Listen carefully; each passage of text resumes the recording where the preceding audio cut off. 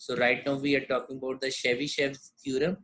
So Chebyshev theorem के accordingly हमने उसको इस्तेमाल करना है और वो हमें कह रहे हैं कि जो क्वेश्चंस हैं यानी कि मीन वैल्यू है दैट इज $0.35 पर माइल हमें गिवन है, स्टैंडर्ड डेविएशन की वैल्यू जो है वो 0.03 गिवन है। तो वो कहते हैं कि use the Chebyshev theorem in order to compute out the minimum percentage of the data value that will lie within this range. Okay, so उस परसेंटेज को कैलकुलेट करने के लिए हम क्या करेंगे, हम सबसे पहले तो जी k की वैल्यू कैलकुलेट करेंगे क्योंकि मुझे मीन और स्टैंडर्ड डेविएशन पता है एंड आई डोंट नो कि मेरे पास किस रेंज के अंदर जो है वो ये कितने परसेंटेज जो है वो वैल्यूज जो है वो लाई कर रही होंगी। तो उसके लिए हम क्या कर रहे हैं, ओके तो उसके लिए हम जो वैल्यू कर रहे हैं that is basically we are using the mean plus k standard deviation formula use हम कर रहे हैं। रिमेंबर हम करते थे mean plus minus k standard deviation, ठीक है। So basically right now first of all in this question we need to find out the k value in order to compute out the percentage, ठीक है। सो अब क्योंकि हमारे पास क्या है कि उसने हमें परसेंटेज गिवन था कि जो वैल्यू है वो मिनिमम है 0.3 और मैक्सिमम है 0.40। सो हमें k की वैल्यू निकालनी है। अगर आप 0.40 को इस्तेमाल करोगे तो आप लिखोगे mu plus k standard deviation is equal to 0.40 in order to compute out the k value because we know the mean value, we know the standard deviation. अगर आप 0.3 यूज करना चाहते हो तो then you write down mu minus k standard deviation is equal to 0.3 in order to compute the k value. So जो भी आप value use करोगे तो वहां से अब k का आंसर सेम ही आएगा। So simple doing the arithmetic, ठीक है जी, and we get the value of k. Okay, so k की वैल्यू क्या आ रही है 2.5, right? सो अब यहाँ पे हमें Chebyshev थ्योरम पता है that is 1 - 1 over k square. So k की जगह पे हमने पुट कर दिया 2.5।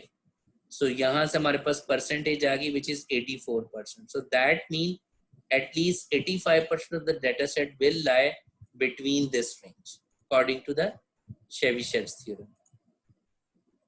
Is it clear ji?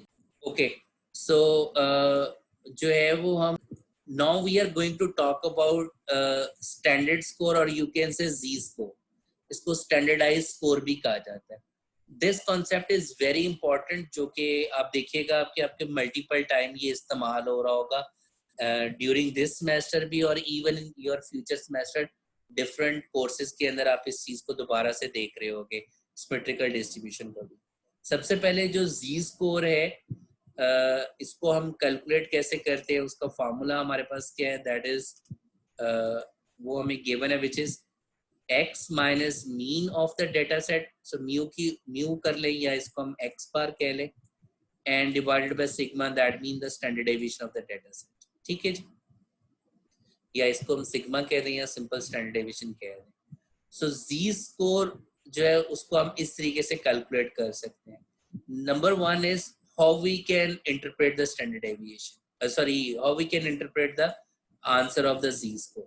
So Z score की interpretation क्या होती है, the number of standard deviation your data point is lying away from your mean value. Okay, दोबारा से सुन लीजिएगा क्योंकि अगर मैं इसको क्रॉस मल्टीप्लाई भी करूं so you can get x minus mu Z sigma, sorry Z sigma, and अगर हम म्यू को उधर ले जाएं तो mu plus ji sigma.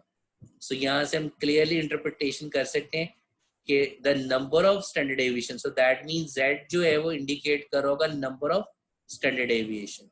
So the number of standard deviation your particular data point is lying away from your mean value. It could be right side, it could be left side, ठीक है। अगर z की value negative है it mean वो left side from the mean lie कर रहे हैं data point. अगर z की वैल्यू पॉजिटिव है तो दैट मीन वो right side of the data mean से लाई कर रहे हैं, ठीक है जी। फॉर एग्जांपल जैसे मुझे mean of the college students का स्कोर गिवन है, मुझे स्टैंडर्ड डेविएशन गिवन है और मुझे कैलकुलेट करना है z स्कोर एट 85। सो जब मैं 85 के अकॉर्डिंगली z की वैल्यू निकाल रहा हूँ, सो 85 - 78 that is a mean divided by standard deviation and we get 1.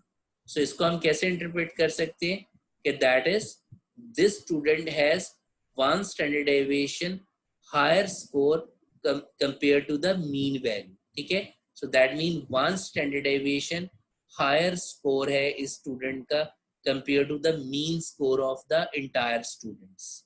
ठीक है जी.